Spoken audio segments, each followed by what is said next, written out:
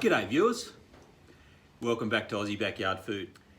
Well, anyone that knows me knows just how passionate I am about my bees.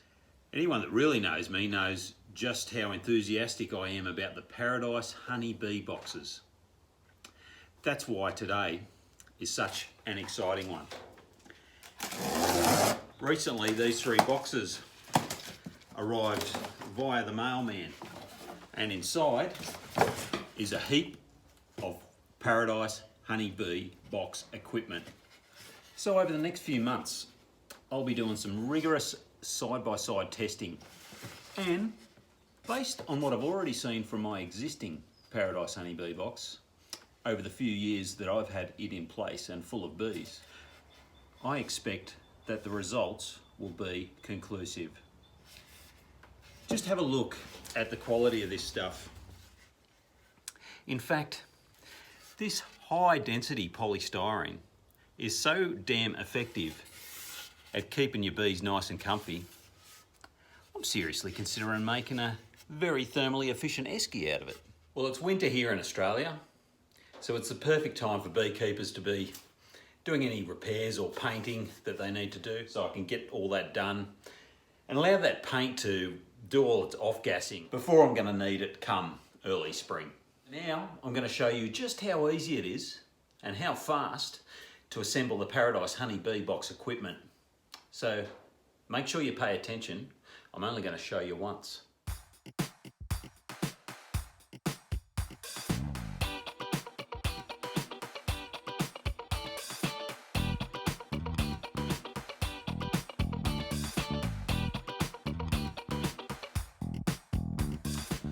Well, I certainly hope you're paying attention. Just kidding, I wouldn't do that to you. What I was simply trying to illustrate is just how easy these things are to put together. And what I will do at the end of this video is leave a couple of links to Victor and Dave's very informative, much more comprehensive videos on how to assemble these polystyrene hives. Why reinvent the wheel? A couple of things I thought I might include in addition. These are the new commercial 8 to 9 frame hive, commercial hive bottoms. And as you can see, a simple matter of screwing the mesh into the bottom, because it is a vented bottom board, which is a little bit left of centre, you might say, for Australian beekeepers.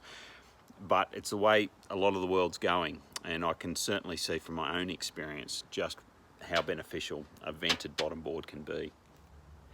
The second bit of information I'd like to include is that I've noticed that a water-based liquid nails product, Sellies, let's put it out there, is much more easy to use in a caulking gun, silicone gun, than the PVA glue that is often recommended. Whether or not that'll stand the test of time, so far so good. I've had mine in place for 4 years. Another tip, in response to a question I've been asked a few times, is just how do you leave your boxes apart after your bees have stuck them all together, as a healthy colony will do over time. Any beekeeper will know that, without damaging the polystyrene. Well, that's why these plastic strips are included and are essential in assembling as you put your boxes together. Before you glue your ends on, you've got to remember these plastic strips, because they simply allow you to get your hive tool in there without damaging the polystyrene. And now that I've got my boxes glued together and my bottom boards assembled, it's time to put a couple of coats of paint on. And I'm just using a normal outdoor water-based acrylic paint, nothing fancy, whatever you've got lying around. I'm using a light blue colour. In the past, I've chosen to paint all my hives white. You can just see them up through the bush there, because I find that looks nice in the garden, the classic beehive look. But in the interests of making these easily recognisable to you, the viewing public, yep, the things I do for my viewers, I'm going to paint them a nice light blue colour, just so they're easily distinguishable from my other hives. Let's rip in.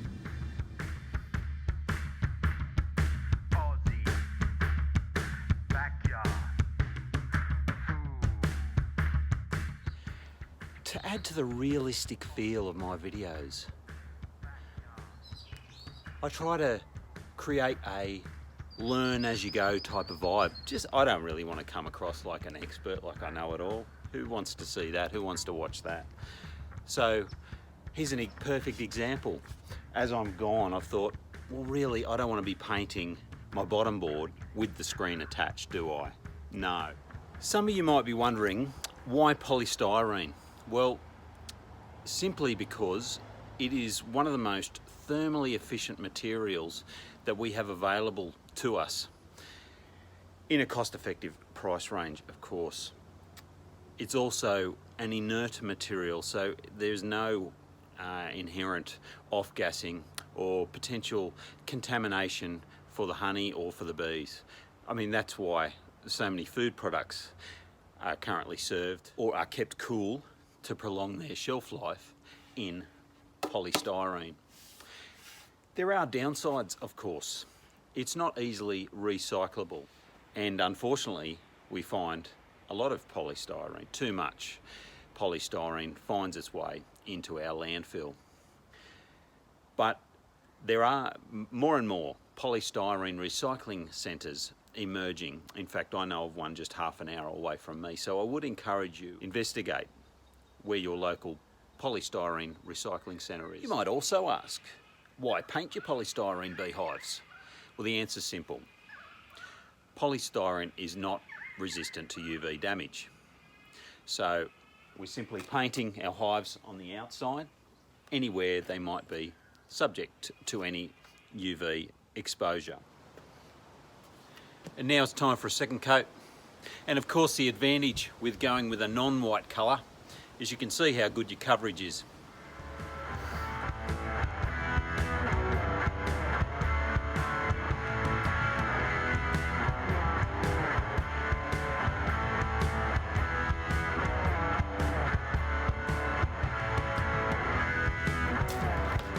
Alright, I feel really prepared now. The painting's done. All I've got to do is sit these on the shelf and let the paint cure so they'll be ready for our bees to go into in about 6 weeks' time. And I don't know, I reckon the blue looks quite nice. And of course, sporting my fancy looking bee registration plates, courtesy of Chris from the Productive Patch on Instagram. Thanks, mate. You know, one of the features that I like about these hives that I haven't mentioned yet is the fact that they come with a Varroa ready vented bottom board.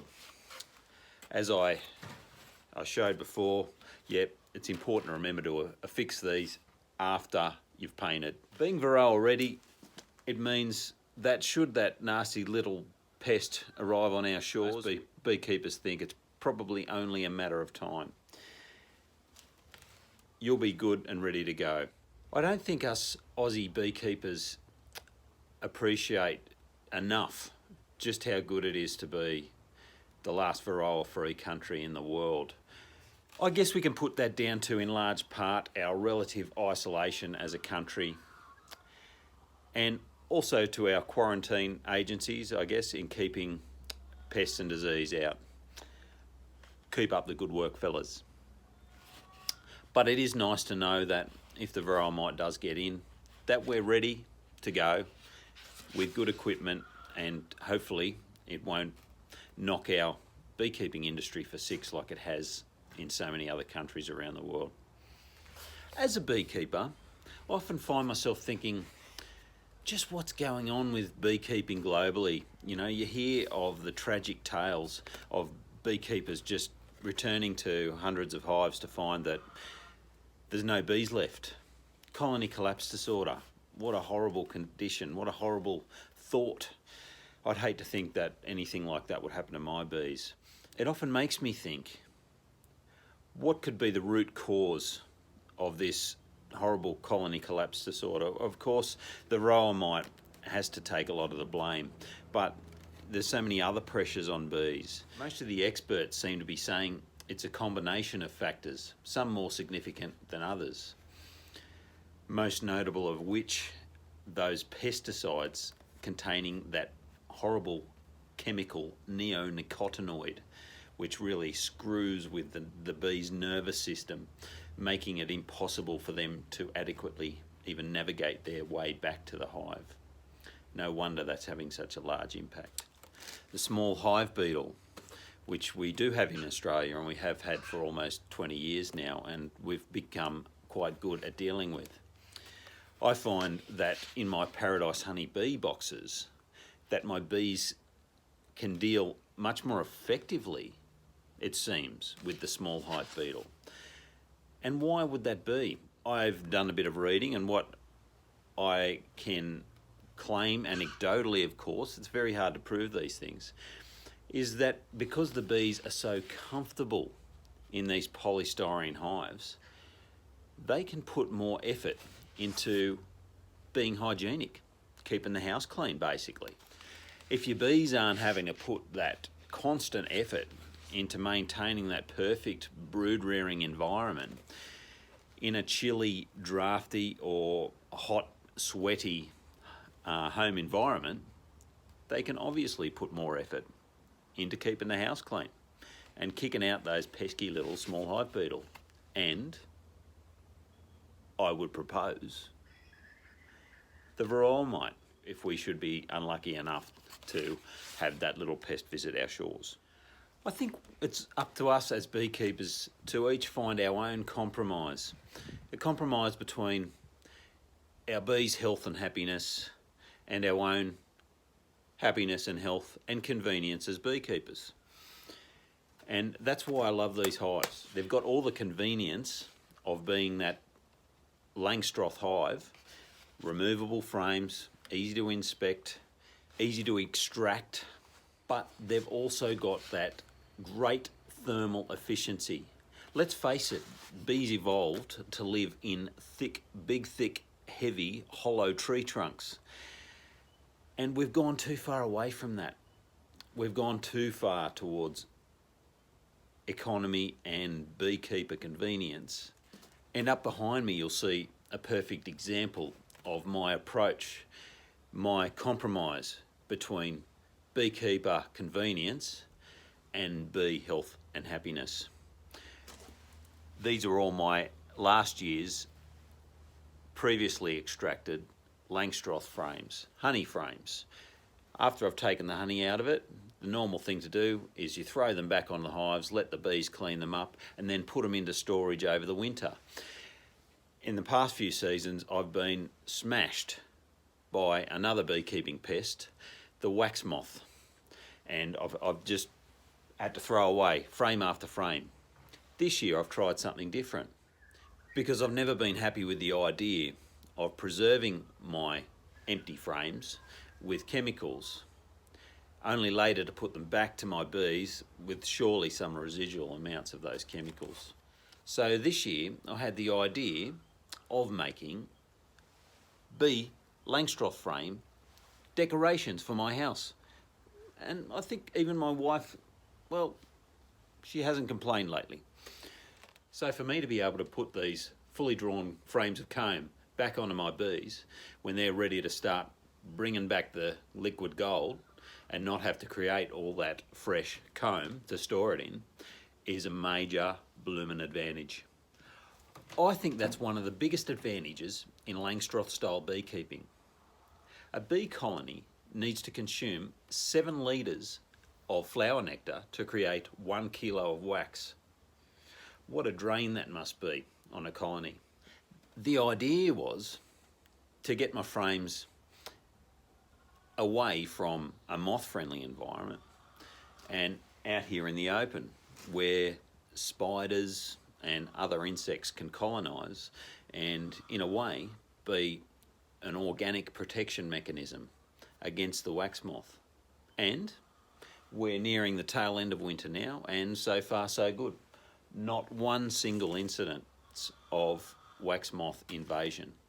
So, tick for me and tick for my bees. Well, it's very exciting times here in my Aussie backyard.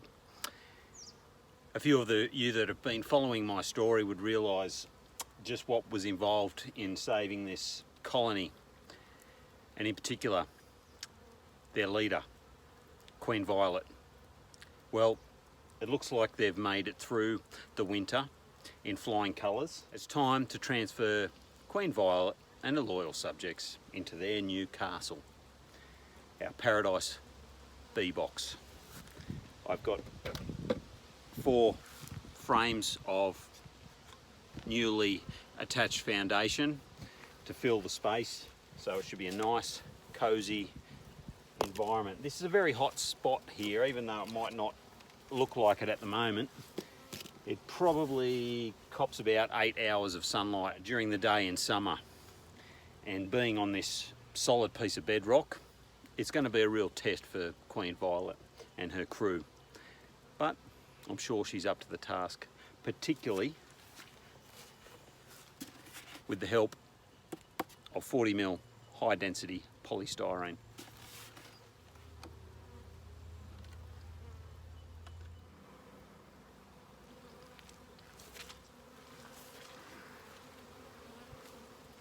About half a frame of brood there. A lot of wet brood down the bottom, so coming along all right.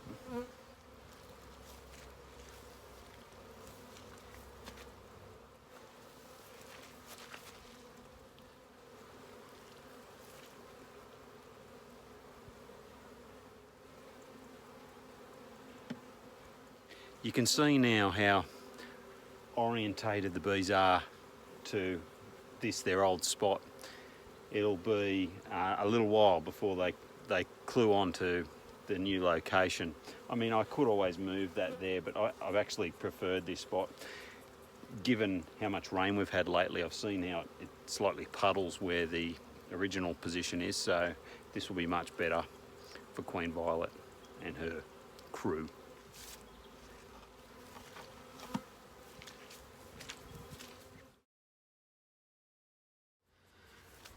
Well, it looks like all the bees are finding their way into their new home well enough.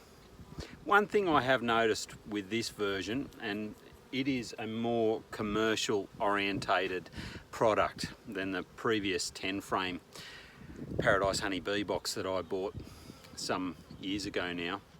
It doesn't really have legs on the bottom, and you can see the side of that bottom board is pretty much sitting on the rock there, which is fine for pallets, and that's you'll find where most of these are used commercially, on pallets. But for the backyard beekeeper, I'm going to prop it up just to allow that ventilation, because that's one of the beauties of the Paradise honeybee system. All the ventilation is in this bottom board. My take on it is it's going to work much better is if we put a little timber support under here. Excuse me, girls.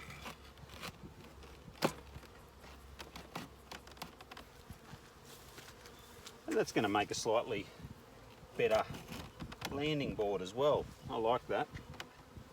And allow that proper air circulation under that bottom board.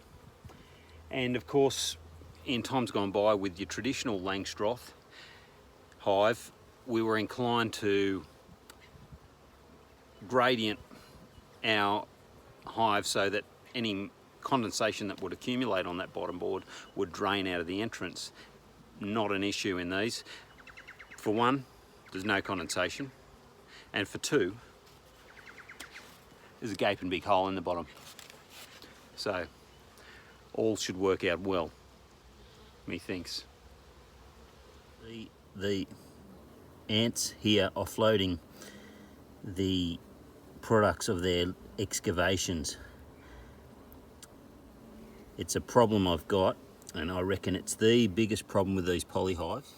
And if you ever see little polystyrene particles like this at the base of your hive, it's a sure sign that you've got an ant problem developing. Like I say, the biggest problem, really the only problem I've found with these polyhives. So let's see what we can do about it to fix this and come up with an organic solution. This should test the little suckers out. So all you need to do is level up a tray with a couple of props and supports and fill it with water. We'll give it a go anyway. make an island out of your beehive. And then it's simply a matter of filling up your tray.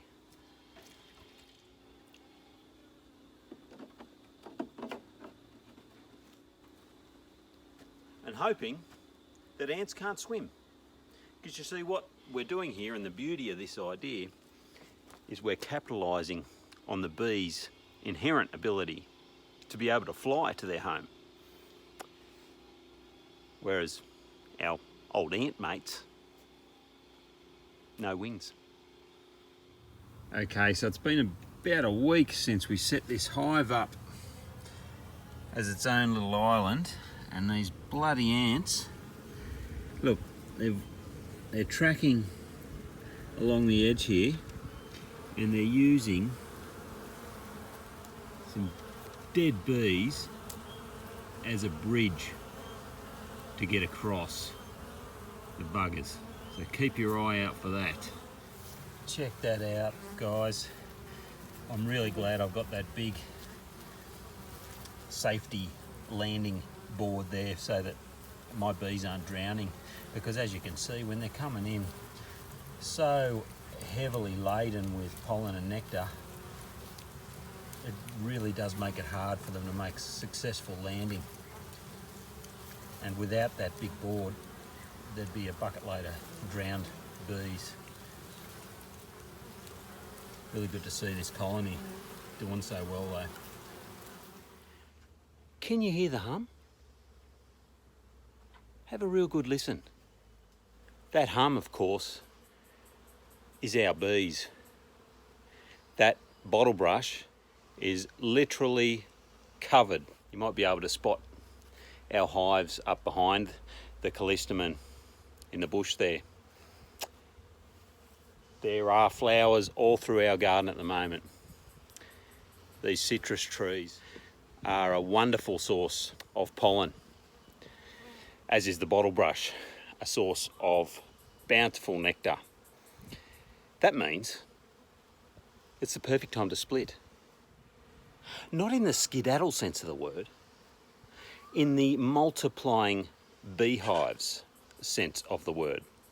While there are such abundant supplies of food for our bees in the form of pollen and nectar, it's the perfect time to split our hives and to give our new paradise honey beehives a red hot go. Well, finally, game day is upon us. These are the two hives here that I intend to split. Both hives we will be performing what is called a walk-away split. So that's basically where the hive is divided into two equal parts, where one hive contains the queen and the other one obviously doesn't. Bees doing what bees do. That queenless hive will then start to make its own queen, and we'll see how that performs. This colony will be split into the two paradise honey bee boxes, queenless and queened hive. This hive will be split traditionally into the standard Langstroth boxes. So we're going to compare how both hives perform. I will endeavour to work out which colonies have the queen in them and mark them accordingly, so that we can get as much out of this exercise as possible.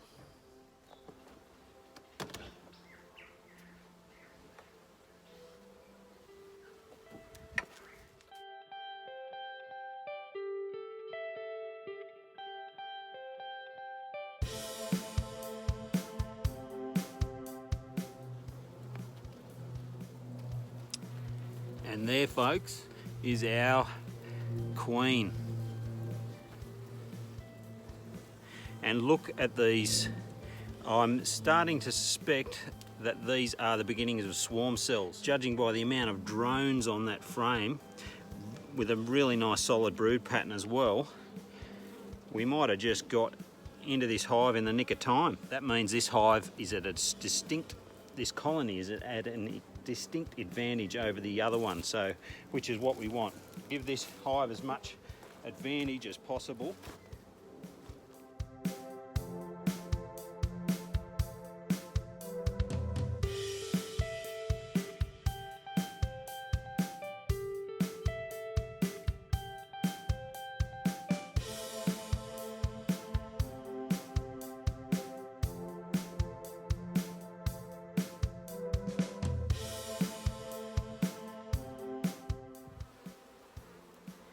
And there is our second queen.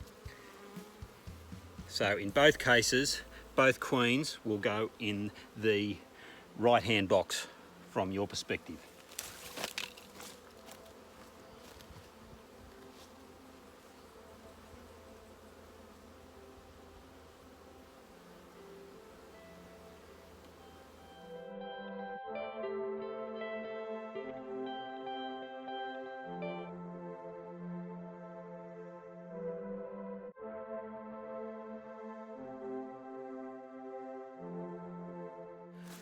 Well, that just about concludes this episode. It's been 3 months in the making, believe it or not. I started this in late winter and is now almost mid-November, late spring here in Australia.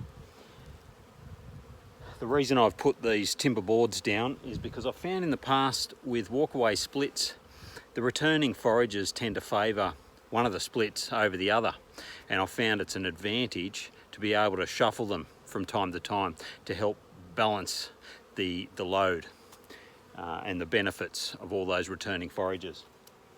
As you can see with that very far hive there, the foragers are very much so favouring that right hand paradise box. So I'll swap that over with the other one, maybe even later today. Both the hives that contain the queens are the two right hand hives of each pair, but I have put a little crown on each one, just so that we don't get confused in the shuffle. I look forward to being able to, in future episodes, keep you updated on the progress, so we can, as much as possible, scientifically compare the benefits of the Paradise honeybee boxes over our standard Langstroths for the bloody fair dinkum Aussie backyard beekeeper. Thanks for tuning in. Once again, I really appreciate it. Until next time, catch ya. So for those of you who would like a more detailed instruction on how to assemble your Paradise honeybee boxes, then here's the promised link. And for anyone who would like to see how easy it is to paint your hives using an airless spray gun, then check out this link.